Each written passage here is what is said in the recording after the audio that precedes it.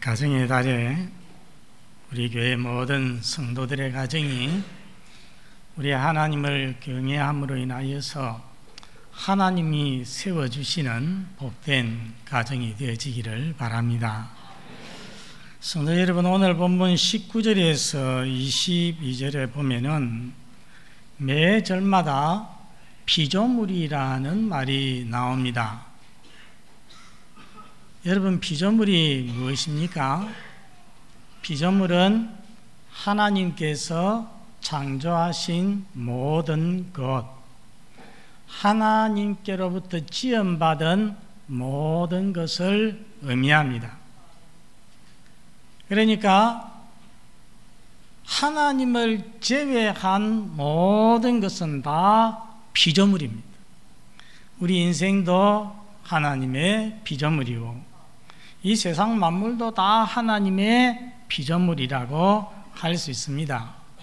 여러분, 그렇게 믿습니까? 하나님이 우리의 창조자다, 주인이다, 이것만 확실하면은 우리 인생이 이 땅에서 어떻게 살아야 될지가 나오는 겁니다. 여러분, 그런데 오늘 본문에서는 피조물이 4번 나오는데 이 피조물들은 우리 인간을 제외한 만물을 가리킵니다. 여러분, 자연 만물이 뭔가를 간절히 기다리고 있음을 아십니까? 생각해 보셨습니까? 오늘 19절에 보면은 피조물이 고대한다고 했습니다. 그리고 23절에 보면은 우리 성도들도 기다린다고 하였습니다. 그래서 오늘 설교 제목이 피조물과 우리의 고대입니다. 오늘 본문을 통하여서 진리의 말씀을 깨달으며 진리 위에 굳게 서는 저와 여러분이 다 되시기를 바랍니다.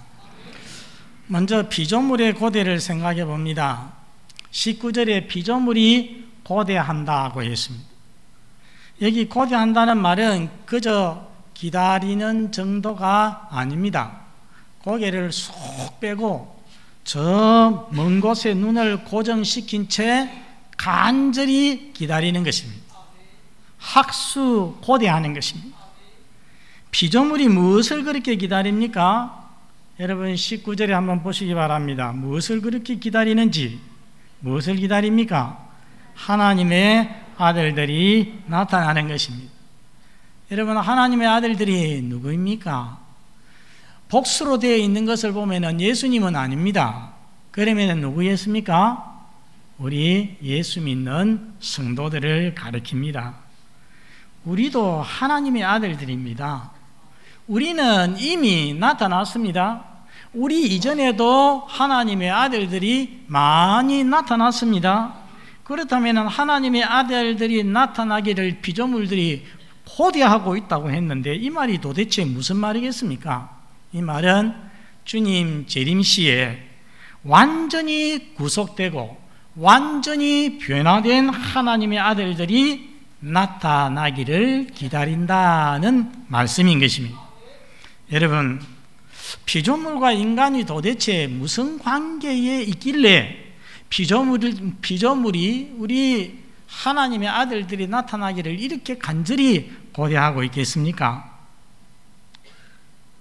피조물은 창조주 하나님의 영광을 위하여서 창조가 되었습니다.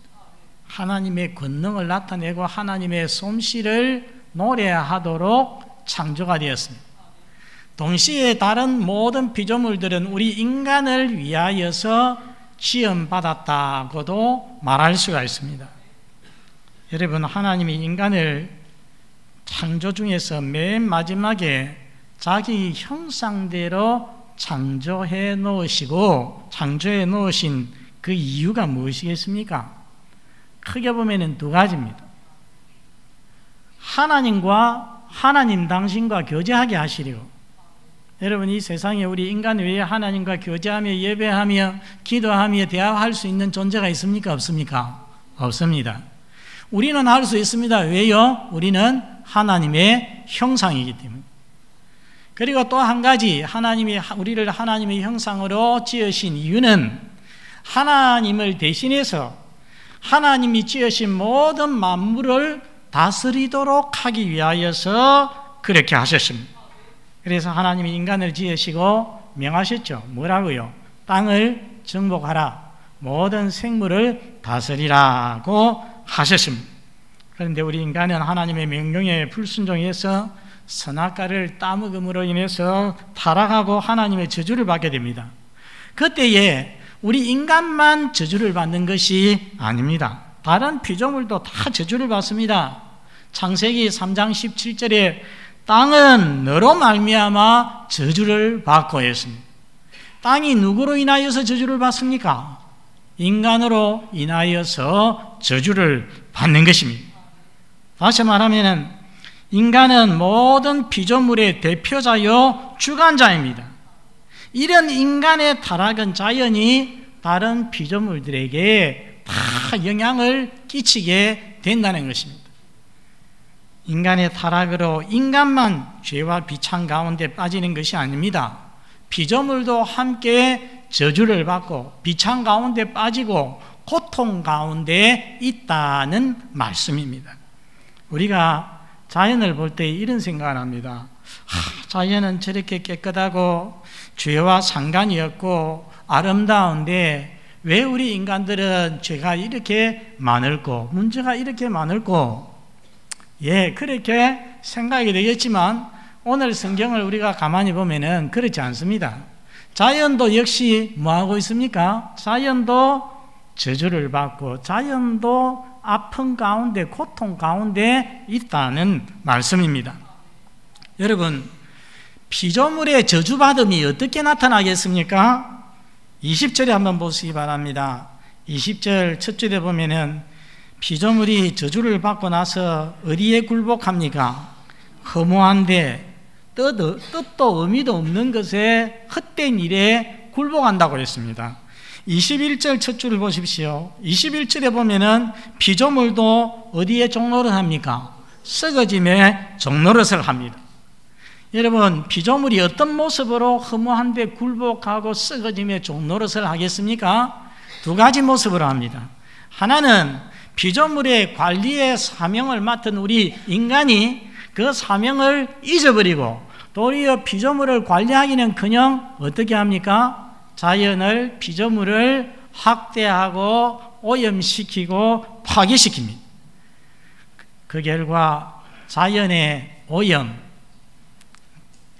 바다와 강물의 오염, 또 땅의 오염. 여러분, 지금 땅이 갈수록 산성화되고 지력이 약해집니다. 이 모든 것이 우리 인간, 이 땅을 관리해야 되는 우리 인간이 잘못했기 때문에 이런 현상이 일어나는 것입니다. 산불이며 황사며 미세먼지, 이 모든 것들이 하나의 헛됨에 굴복하는 모습인 것입니다. 둘째는 인간과 관계없이 자연 스스로 자기 파괴적인 일을 합니다. 예를 들어 보면은 지진, 화산 폭발, 또 쓰나미, 홍수, 산사태, 기근, 가뭄, 이런 것은 다 자연이 스스로 자기를 파괴하는 모습입니다. 허무함에 굴복하는 모습인 것입니다.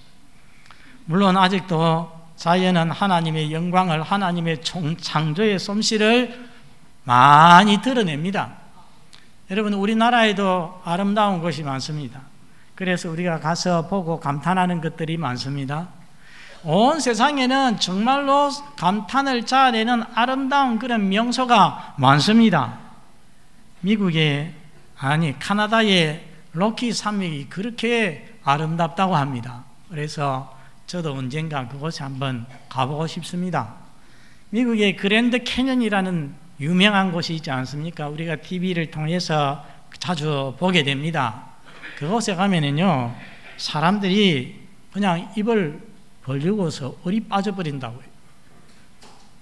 그래서 그곳에 오는 사람들에게 당신 지금의 감정을 한마디로, 한 단어로 표현한다면 어떻게 표현을 하겠습니까? 물어보면 제일 많이 답하는 말이 awesome. awesome이라는 말은 뭐냐면은 경이로운이라는 뜻입니다. 경이로운. 그 장엄함에 두렵고 숨이 막히고 가슴이 몸이 떨릴 정도라는 것입니다. 그러나 자연은 이렇게 아직도 하나님의 위엄과 영광과 아름다움을 나타내기는 하지만은, 그러나 자연은 전반적으로 지금 허무에 굴복하고 있다는 것입니다. 하나님의 영광을 제대로 본래의 모습대로 나타내지 못하고 있다는 것입니다. 그 권능, 장엄함, 그 아름다움과 신비 제대로 발휘하지 못하고 도리어 파괴되고 자신을 파괴하기도 하고 퇴보하기도 하고 죽고 썩기도 한다는 것입니다. 그러니 여러분, 이 피조물이, 자연이 무엇을 기다리겠습니까? 우리 21절을 한번 같이 읽어보겠습니다. 시작. 그 바라는 것은 피조물도 썩어짐의 종로로 한 데서 해방되어 하나님의 자녀들의 영광의 자유에 이르는 것이니라. 여기 보면은 피조물이 두 가지를 기다립니다. 하나는 무엇입니까? 소극적으로는 해방, 썩어짐의 종로로 타는 데서 해방되기를 기다리고, 그 다음에는 적극적으로는 무엇을 기다리느냐 하면은 하나님의 아들들의 영광의 자유에 참여하기를 기다리고 있는 것입니다. 어떤 모습으로 기다리고 있습니까? 우리 22절을 같이 읽어보겠습니다. 시작. 피조물이 다 이제같이 함께 탄식하며 함께 고통을 겪고 있는 것을 우리가 아느니라. 한마디로 말하면은 탄식하고 고통하면서 기다리고 있다는 것입니다. 여러분, 이게 여기 탄식하며 고통하며 기다리고 있다는 이 말씀을 다르게 번역을 하면은 해산의 고통으로 신음을 하면서 기다리고 있다는 말입니다. 해산의 고통으로 신음하는 것, 정말 이것은 깊은 신음 아니겠습니까? 아마 우리 여성도들이 세상을 살면서 공통적으로 가장 크게 아프게 누리는 고통이 해산의 고통일 것입니다. 그래서 해산의 고통으로 신음하는 것은 정말 깊은 신음, 그렇지만은 이 신음은 절망적인 신음이 아닙니다. 아주 고통이 있는 신음이지만은 소망이 있는 신음이에요. 어떤 소망이 있습니까? 아이가 곧 태어날 것이라고 하는 출산의 소망이 있는 그런 신음인 것입니다. 여러분, 피조물의 해산의 고통이 언제 끝이 나겠습니까? 언제 썩어짐의 종노릇에서 해방이 되어서 영광에 이르게 되겠습니까? 오늘 우리 19절에 보니까 아까 피조물이 학수고대 한다고 했어요. 무엇을 학수고대 한다고 했습니까? 하나님의 아들들이 나타나기를 그랬습니다. 하나님의 아들들이, 마지막 날 하나님의 아들들이, 성도들이 온전한 구원, 온전한 영광에 이르게 될 그때를 기다리는 것입니다. 그때는 피조물도 영광에 이르게 되기 때문입니다. 그때 우리 하나님께서는 만물을 새롭게 하십니다. 오늘 우리가 교독한 말씀 중에 계시록 21장 9절, 보라 내가 만물을 새롭게 하노라 말씀했습니다. 여러분, 우리 하나님께서 마지막 날 우리 인간만, 우리 예수 믿는 성도만 새롭게 하는 것이 아닙니다. 무엇도 새롭게 하신다고요? 만물을 새롭게 하십니다. 우리 인간이 완전히 구원받았는데, 완전히 새로워졌는데, 자연 만물은 옛날 그 모습 그대로, 이 세상은 그 모습 그대로라면은 그것이 온전한 천국이 될 수 있겠습니까? 될 수가 없는 것입니다. 그래서 우리 하나님께서는 온 자연 만물도 하나님께서 새롭게 만드시는 것입니다. 베드로후서 3장 12절에 보면 그날에 하늘이 불에 타서 풀어지고 물질이 뜨거운 불에 녹아질 것이라고 했습니다. 이사야 65장, 베드로후서 3장, 계시록 21장에 하나님이 새 하늘과 새 땅을 창조하시리라고 했습니다. 다시 엮어보면은 모든 이 세상 만물이 없어지는 것이 아닙니다. 이것이 하나님의 능력으로 죄로 오염된 이 세상이 녹아져서 새롭게 하나님께서 새 하늘과 새 땅을 지으신다, 새 피조물을 만드신다는 것입니다. 그렇게 되면은요, 사막이 백합화 같이 피어날 것이다 라고 이사야 선지자가 말하였습니다. 또 이사야 11장에 보면은 이리가 어린 양과 함께 살며, 그리고 표범이 어린 염소와 함께 누울 것이라고 했습니다. 갓난아이가 독사의 독사 구멍에 손을 넣고서 장난을 해도 상함도 없고 해함도 없으리라 말씀하였습니다. 즉 성도의 구원이 완성될 때에 만물이 죄와 비참에서 해방이 되어서 영광스럽게 된다는 것입니다. 그때에 자연이 있게 되는 영광, 말로 다 할 수 없는 그런 영광이 될 것입니다. 그때는 산과 바다와 하늘과 우주의 이 모든 것들이 우리가 상상할 수 없을 정도의 영광스러운 모습으로 빛날 것입니다. 하나님의 영광을 찬란히 나타낼 것입니다. 이 때문에 피조물이 하나님의 아들들이 나타나기를 학수고대하는 것입니다. 성도 여러분, 죄로 인해서 인간만 고생하고 인간만 탄식하고 문제가 많은 것이 아닙니다. 피조물도 자연도 탄식하는 것입니다. 여러분 한번 따라서 하겠습니다. 피조물의 탄식을 듣자. 여러분, 피조물, 우리 인간 아닌 다른 모든 것도 우리 인간과 더불어서 피조물이라는 점에서는 사실은 공통적입니다. 같습니다. 그런데 우리 인간은 이 피조물의 대표자입니다. 그래서 우리 인간이 타락해서 탄식할 때에 자연도 저주를 받고서 탄식하는 것입니다. 그래서 우리는 자연을 볼 때에 그냥 우리 크리스찬은 볼 것이 아니라 그 피조물의 탄식을 들을 수 있어야 한다는 것입니다. 동물을 보고 자연을 보고 나무와 식물을 볼 때에 너도 탄식하고 있니? 고생 많다. 다 못난 우리 인간 탓이다. 너 내가 하나님의 아들로서 새 몸을 입고 나타나기를 기다리고 있지. 온전히 이 세상에서도 내가 더욱 새로워질게. 그리고 마지막 날 온전히 새로워질 거야. 그럼 너도 영광의 자유에 이르게 될 거야. 그때까지 참고 기다려 하고 피조물을 위로하고 격려하는 성도 여러분이 되시기를 바랍니다. 피조물 때문에 더 거룩하게 살려고, 더 깨끗하게 살려고 힘쓰는 성도들이 되시기를 바랍니다. 다음으로 우리 성도들의 고대를 한번 생각해 봅시다. 23절을 보십시오. 다 같이 읽어보겠습니다. 시작.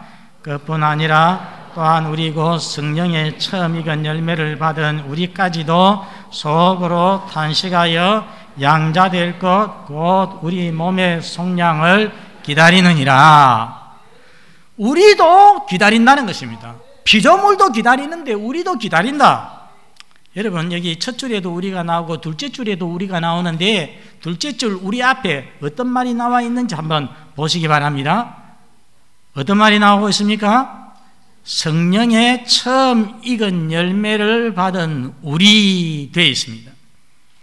여러분, 구원은 사람의 의지나 노력이나 선행으로 되어지지 아니하고 성령의 역사로 되어집니다.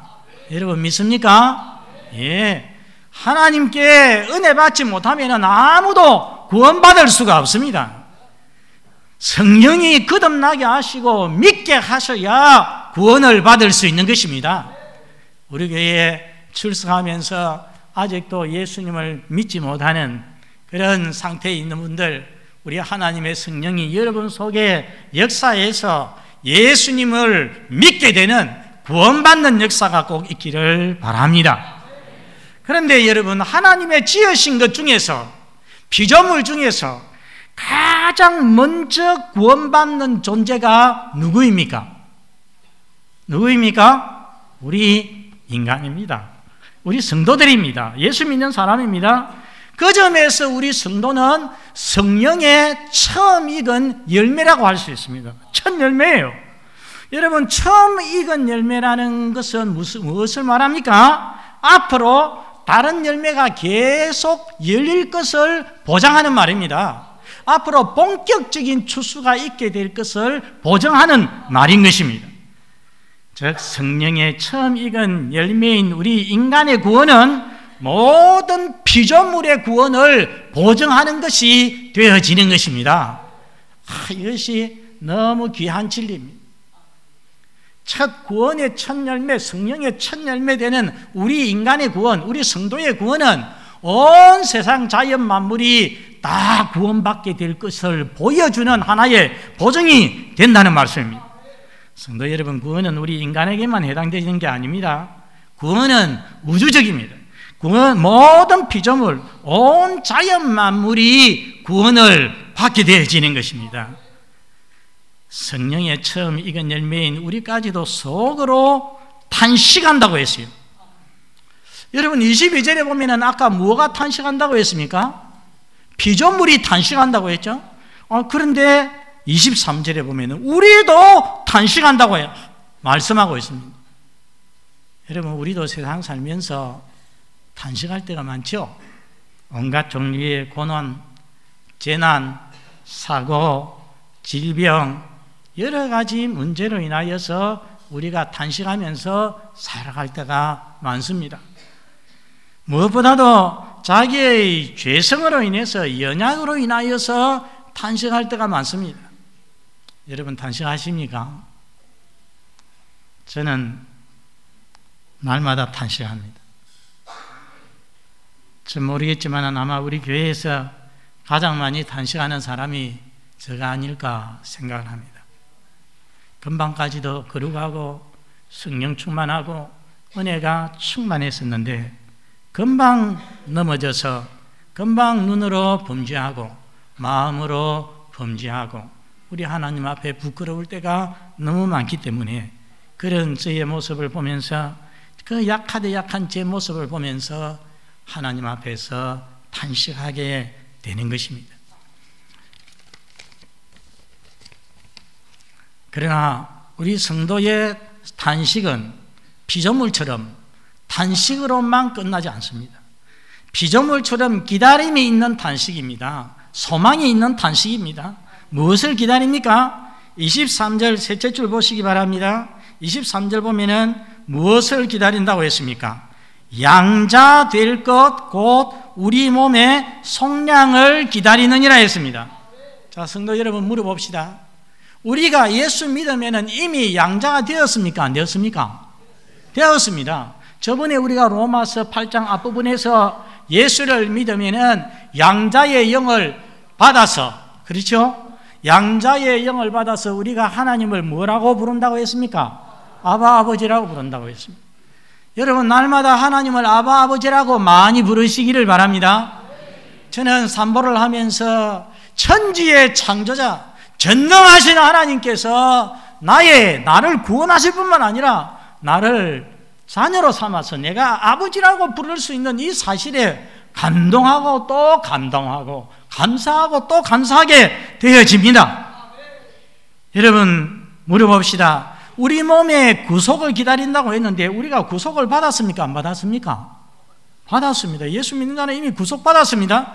그런데 금방 셋째 줄 말씀에 양자될 것 곧 우리 몸의 속량을, 구속을 기다린다고 하고 있습니다. 이게 도대체 무슨 말씀입니까? 우리가 양자가 되었지만 양자로서의 특권과 영광과 권세를 이 세상 살 동안에 온전히 누립니까? 누리지 못합니까? 누리지 못합니다. 그저 맛을 볼 뿐입니다.